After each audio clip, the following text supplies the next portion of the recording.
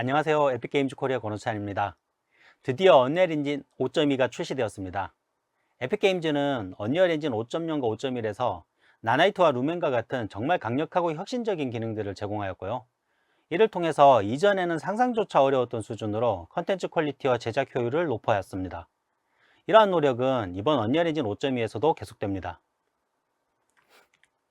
자, 이번 버전에서는 전반적인 기능과 프레임워크를 강화하고 안전성을 향상시키는 것은 물론이고요.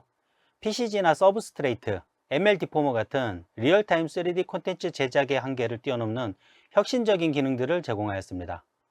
이번 세션에서는 아트 부분에서 언리얼 엔진 5.2에 추가되고 또 개선된 주요 기능들을 살펴보도록 하겠습니다.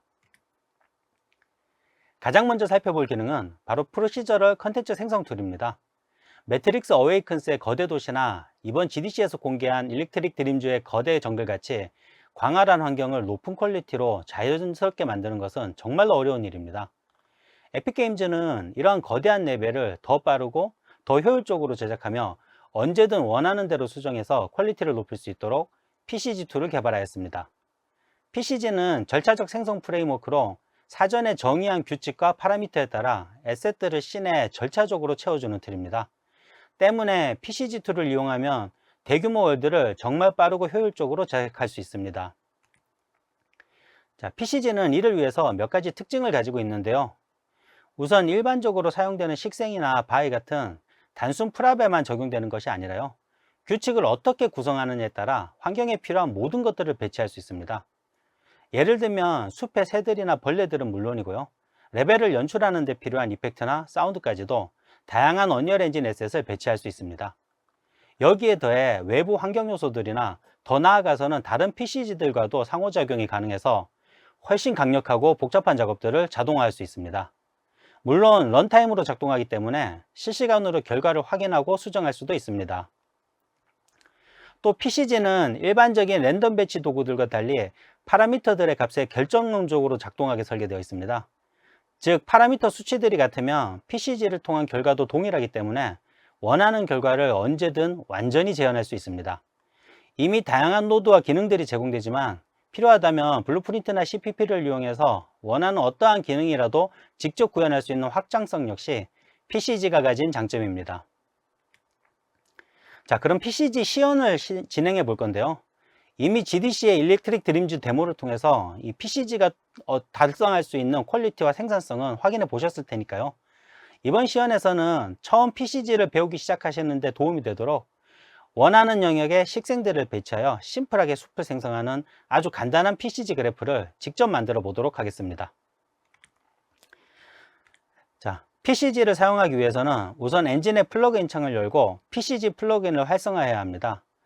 프로시저럴로 검색하여 프로시저럴 컨텐츠 제너레이션 프레임워크라는 이름을 가진 플러그인 2개를 활성화하고 재시작해 주면 됩니다. 이제 새 레벨에 PCG 볼륨을 하나 배치해 주겠습니다. 자, 볼륨이 조금 작은 것 같으니까요. 스케일을 조절해서 크기를 키워 주겠습니다. 그리고 콘텐츠 브라우저로 가셔서요. 브라우저에서 오른 버튼 클릭하고 새로운 창을 열어서 PCG 그래프를 생성해 줍니다. 파일 이름은 pg_forest라고 하겠습니다. 그리고 나서 PCG 볼륨의 PCG 컴포넌트에 생성한 PCG 그래프를 지정하고 처음 한번 생성 버튼을 눌러줍니다. 자, 이제 생성한 그래프를 더블 클릭해서 PCG 그래프 에디터를 열어보겠습니다. 기본적으로 블루프린트 에디터의 그래프 창과 거의 유사한 것을 알 수 있습니다.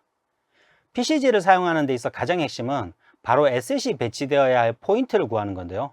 이때 포인트를 생성하는 노드가 바로 샘플러입니다.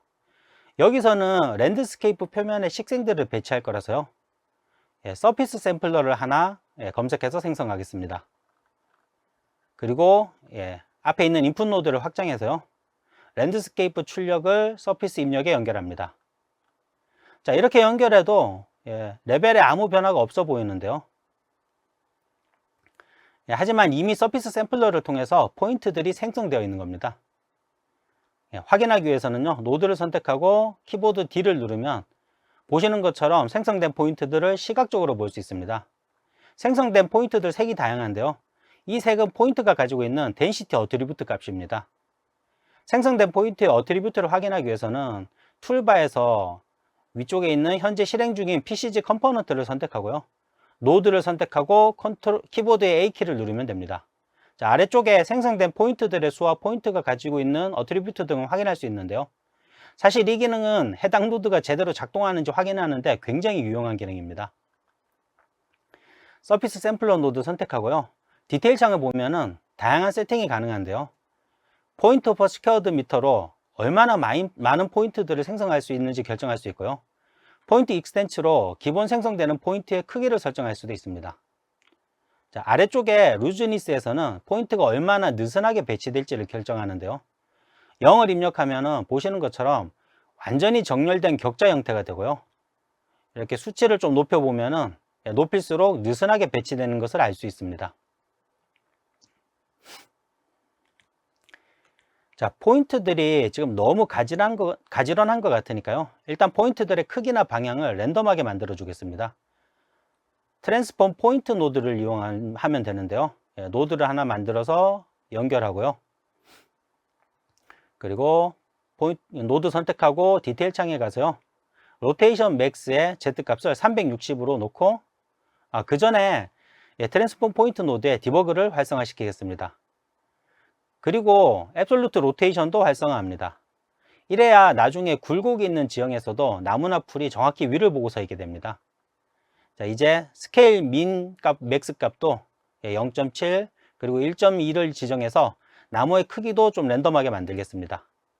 반영 결과는 보시는 대로 뷰포트에서 바로 확인이 됩니다. 자, 이제 실제 나무를 배치하기 위해 스태틱 메시 스포너 노드를 추가하겠습니다. 노드를 추가하고요. 디테일 창에 가서 메시 엔트리에 엘리먼트를 추가하고 나무를 하나 지정하면 됩니다. 저는 미리 마켓플레이스에서 퀵셀 메가스캔 나무 SF팩을 받아놨는데요. 자, 이 나무를 지정하면 되는데, 자, 이때 주의하실 점이요. 메가스캔 나무의 심플 윈드 버전과 피봇 페인트 버전이 있습니다. 현재 심플 윈드 버전은 PCG 스포너에서 스폰할 때 문제가 있으니까요. 반드시 피봇 페인트 폴더에 있는 나무를 사용하셔야 합니다. 자, 배치하고 나니까요. 지금 나무가 너무 빽빽한 것 같죠? 그래서 서피스 샘플러에서 수를 좀 줄여주겠습니다. 노드에서 직접 수치를 줄여도 되지만요. 실제 레벨에서 어트리뷰트를 파라미터로 노출시키는 방법을 알아보겠습니다. 툴바로 가셔서요. 그래프 세팅 누른 다음에 파라미터에 플러스 버튼 눌러서 추가하고 이름은 트리 덴시티로 그리고 변수 타입도 플로터로 바꿔준 다음에요. 원래 기본값인 0.1을 설정해 줍니다. 자,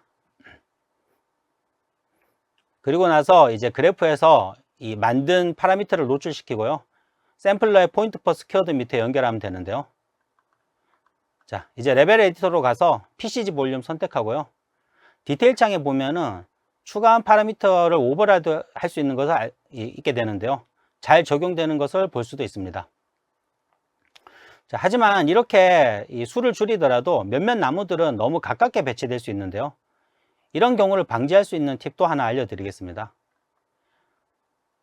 출력핀에서 바운드 모디파이어를 하나 추가해서요. 그 다음에 디테일 창에서 바운드의 민 값, 맥스 값을 1.5, 1.5로 해서 사이즈를 키우고요. 그리고 맥스의 Z 값도 높여서 포인트 높이도 좀 높이겠습니다. 그리고 나서 이 노드 뒤에 셀프 프러닝 노드를 추가해서 서로 겹치는 포인트들을 제거해 줍니다. 그 뒤에 다시 바운드 모디파이어를 추가해서요. 이번에는 스케일을 0.4 정도로 줄여줍니다. 0.4, 0.4 입력하면 되고요. 자, 뷰포트에서 보면은 이렇게 확인해 보시면요. 포인트 모양이 나무 기둥과 어느 정도 매치되는 것을 알 수 있는데요. 자, 이 상태에서 스태틱 메시 스포너에 연결하고 기존 연결을 지우면요.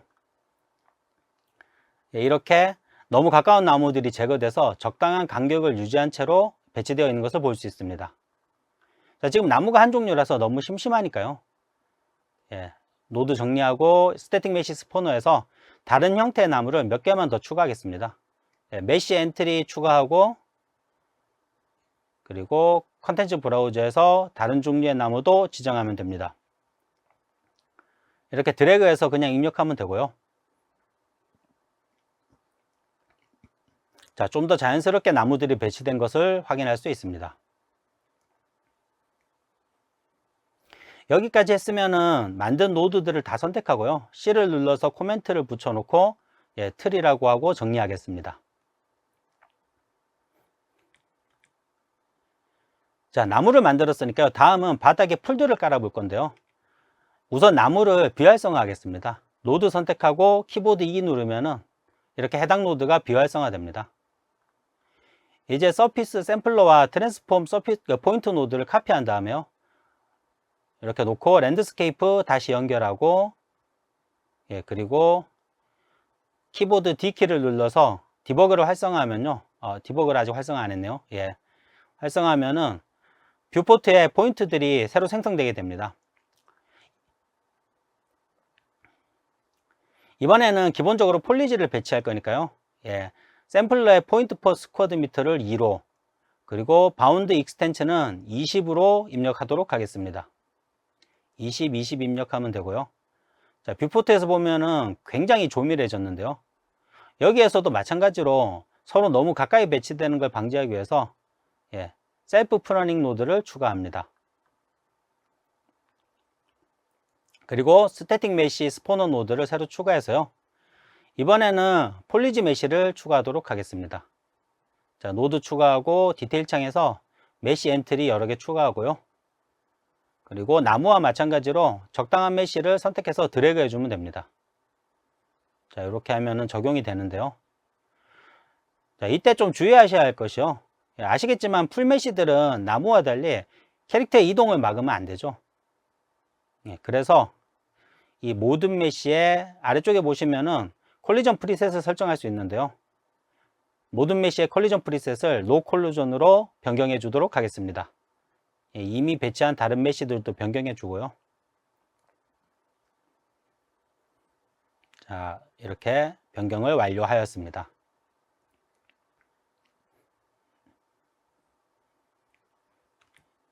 자, 여기까지 했으면은 노드들을 모두 선택하고요.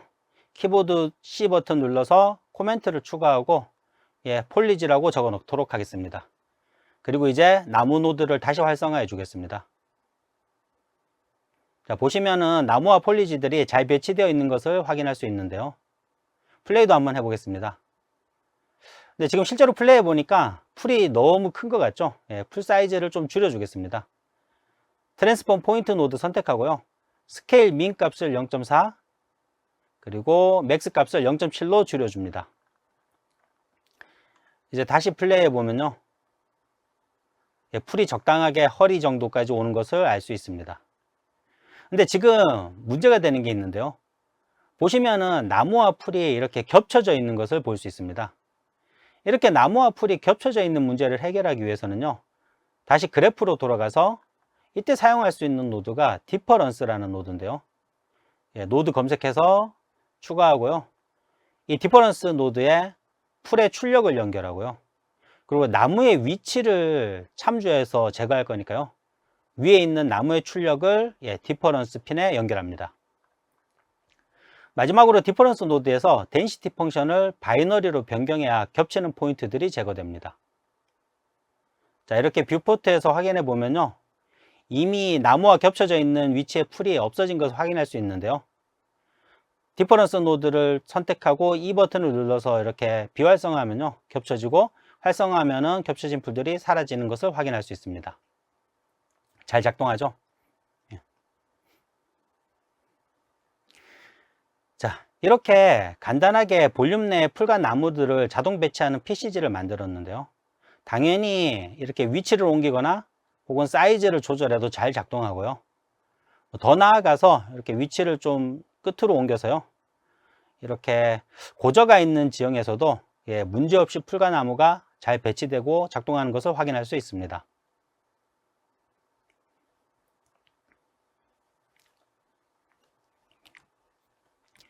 자, 그런데 보면 숲이 지금 사각형으로 너무 반듯해서 조금 어색하죠? 그래서 이번에는 이렇게 구성된 숲이 사각형 볼륨이 아니라 스플라인으로 그려진 원형에 생성되도록 한번 해보겠습니다. 우선 레벨에 비넥터를 하나 추가해 주고요. 비넥터 선택해서 추가하고 여기에 스플라인 컴포넌트를 추가합니다. 추가한 스플라인을요 닫힌 루프로 만들어주고 그리고 스플라인 포인트를 추가해서 적당한 모양을 만들어주면 되는데요. 지금 이게 숲이랑 겹쳐져 있어서 지금 잘 안 보이니까요. 우선 밖으로 이동시켜서 진행하겠습니다. 자, 이동시킨 다음에 스플라인 컴포넌트 선택하고 그리고 컨트롤 포인트를요 이렇게 움직여서 모양을 만들어 주면 되는데요. 여기다 컨트롤 포인트를 더 추가해서 모양을 좀 잡아 주도록 하겠습니다. 이렇게 추가하고 당기고 적당한 모양의 원형이 되도록 모양을 잡아주면 되고요. 자, 그리고 나서 이 상태에서 다시 액터를 선택하고 액터 태그를 추가해서요. 태그는 PCG 에어리어라고 하겠습니다. 그리고 나서 PCG 그래프로 돌아와서요. 자, 스플라인 정보를 가져와야 되니까요. 이번에는 get spline data 노드를 검색해서 추가하겠습니다. 자, 이때 노드를 선택하고 디테일 창을 보면요. 액터 필터가 있는데 외부 액터에서 가져오기 위해서 all world 액터를 선택하고요. 당연히 by 태그 선택하고 태그는 방금 전에 입력한 PCG 에어리어를 입력합니다. 그리고 아래쪽에 select multiple 옵션을 활성화하겠습니다.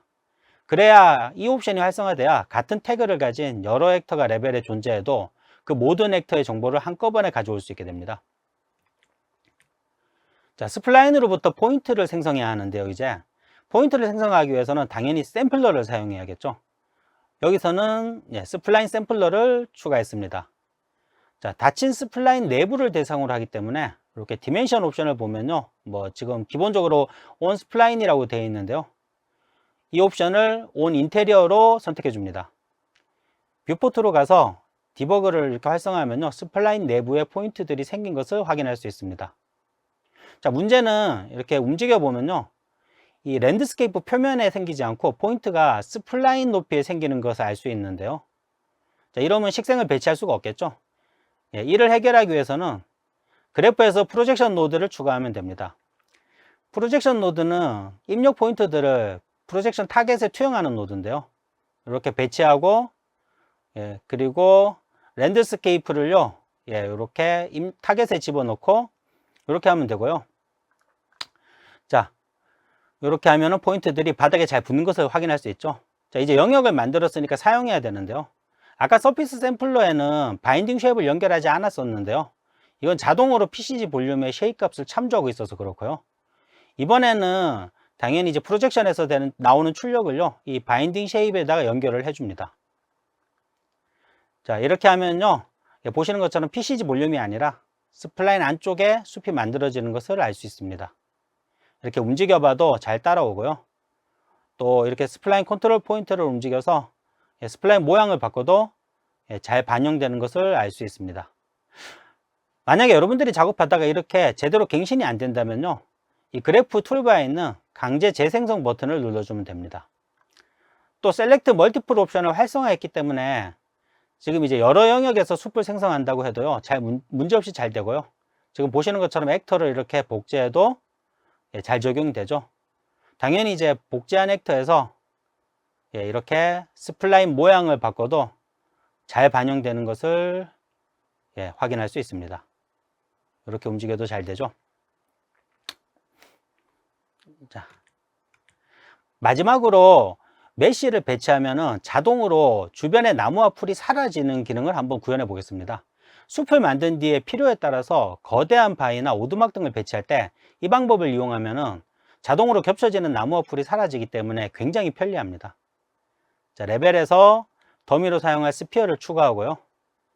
그리고 추가한 스피어 선택해서요, 사이즈도 좀 키워주겠습니다.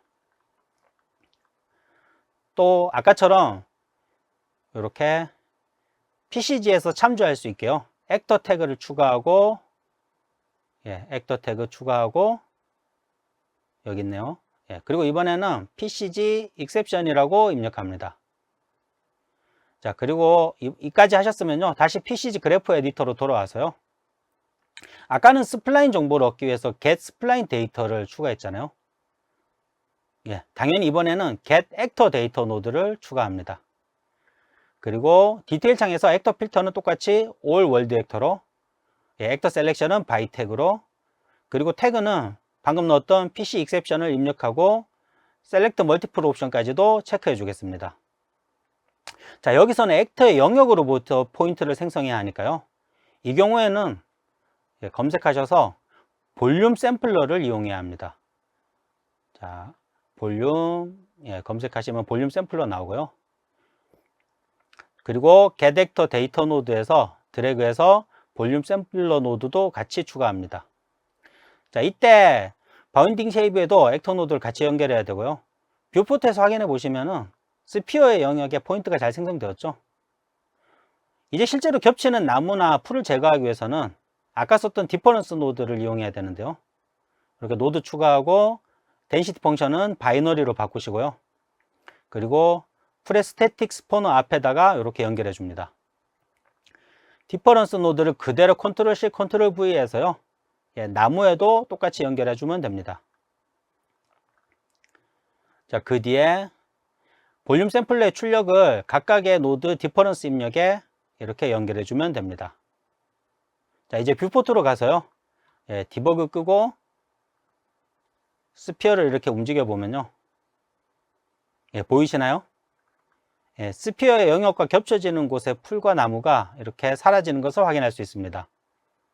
당연히 옆으로 움직여서 복제한 스플라인 영역에서도 잘 작동하죠. 자, 한번 실행해 보도록 하겠습니다.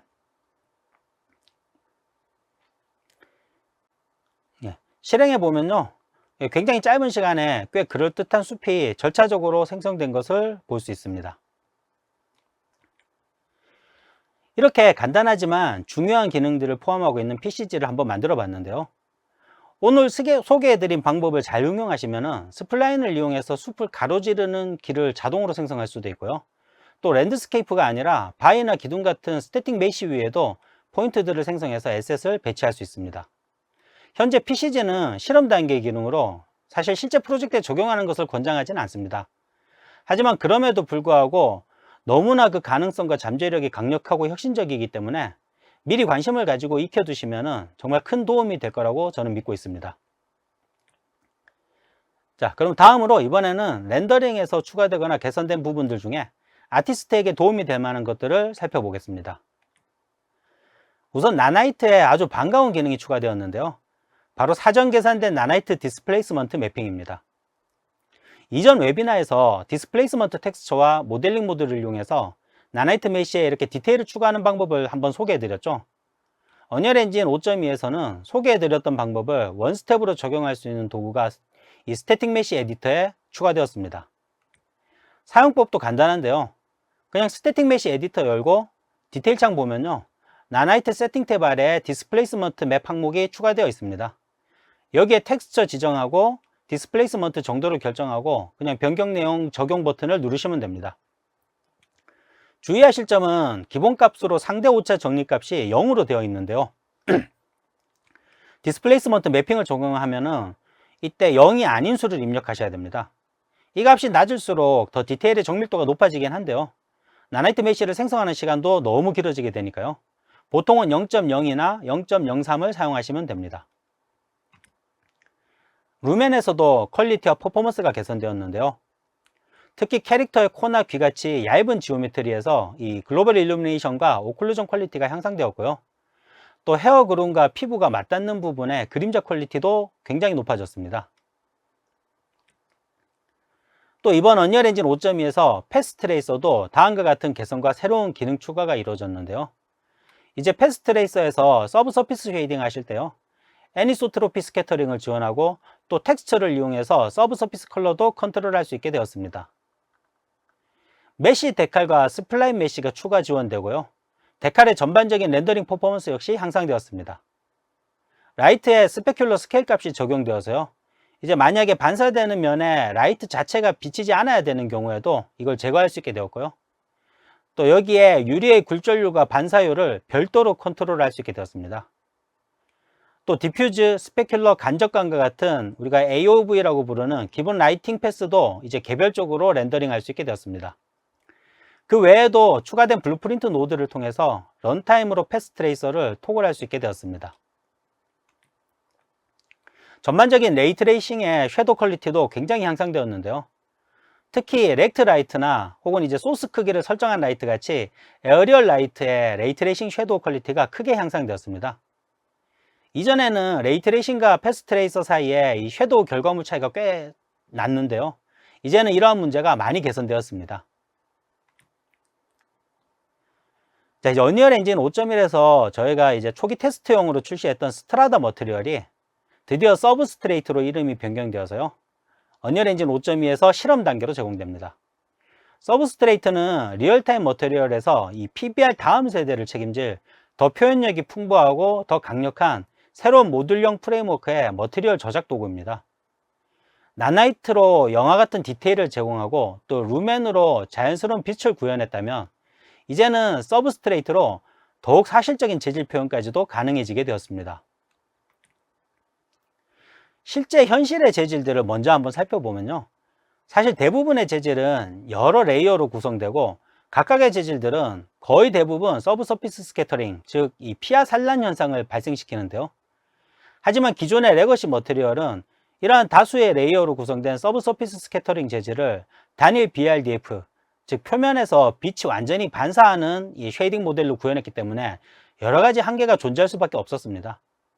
반면에 서브스트레이트는 멀티 BSDF 방식으로 보다 단순화된 여러 재질들을 레이어로 쌓아 올리게 구현함으로써요. 빛이 물질의 다양한 속성과 더 정확하게 상호작용할 수 있도록 설계되었습니다. 몇 가지 특징을 살펴보면요. 우선 픽셀당 하나의 쉐이딩 모델만 존재하던 이 레거시 시스템하고 달려 서브스트레이트는 한 개의 픽셀에 여러 가지 쉐이딩 모델을 레이어로 쌓을 수 있기 때문에 금속이나 비금속처럼 서로 다른 재질 사이를 이렇게 사용한다 하더라도 부드럽게 전환하거나 겹쳐서 표현할 수 있게 되었습니다. 또한 이전에는 비금속 재질에서 이 색을 가진 스페큘러 구현이 불가능했는데요. 서브스트레이트에서는 금속, 비금속 여부와 상관없이 다양한 스페큘러 특성을 구현할 수 있게 되었습니다.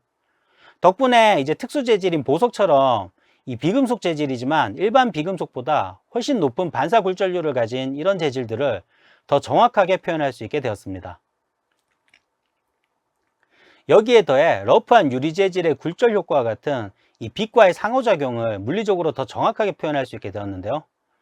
이러한 더 정확한 물리 현상의 재현 덕분에 지금 이미지에 보시는 유막 현상처럼 광막 간섭으로 발생하는 특수한 광학 현상들도 쉽게 구현할 수 있게 되었습니다.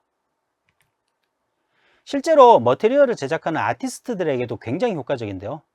단순화된 개별 머티리얼을 제작해서 이걸 서로 겹치는 서브스트레이트의 방식은 기존의 복잡한 머티리얼을 제작하는데 훨씬 직관적이고 효율적인 제작 공정을 약속하고 있습니다. 물론 이제 사용되는 파라미터들이 이전과 달라져서 적응하기까지 어느 정도 시간이 필요하긴 한데요. 이러한 어려움을 저희가 해결해 드리기 위해서 헬퍼 노드를 이용해서 이 기존의 PBR 파라미터를 유사한 느낌으로 사용하실 수도 있고요. 또 기존 쉐이딩 모델에 대응하는 서브스트레이트 머티리얼 펑션들도 기본 제공해서요. 이것들을 사용하실 수도 있습니다. 자, 그럼 모델링 모드에서도 어떤 기능들과 개선사항이 추가되었는지 한번 살펴볼 텐데요. 우선 트랜스폼 패널이라는 게 추가되어서요.